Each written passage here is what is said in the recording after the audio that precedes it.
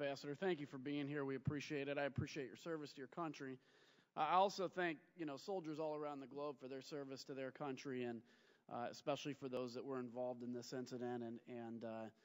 One of the things soldiers and airmen like I am are always taught is that your country will always be there.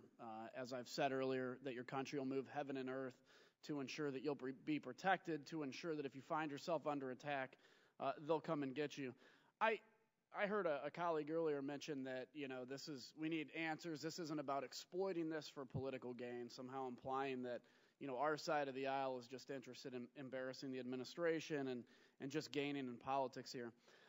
I take a huge exception to that, and I have to get this on the record, because when 4 Americans die, and I see that there was 7 hours between a first and a second attack, and I know that there were military assets nearby that within 7 hours could have responded. And I hear the Department of Defense even come out and say, well, we never could have made it by the 7th hour, but they had no idea that attack was coming. And hopefully they didn't know that second attack was coming, or there'd be a whole line of questions about why there weren't assets in place in the first place.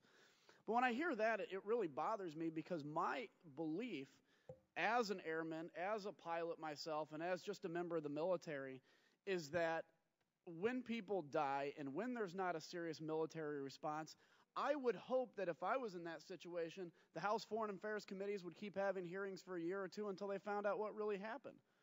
So I think that's important. You also mentioned earlier, too, that it doesn't really I don't know what you meant, but you said it really doesn't matter who did it, just that it was done, it was terrorism. I think it does matter. I think we need answers on that, because ultimately it gives us a blueprint on who we need to kill or capture, which I think is very important, and I hope that that's done.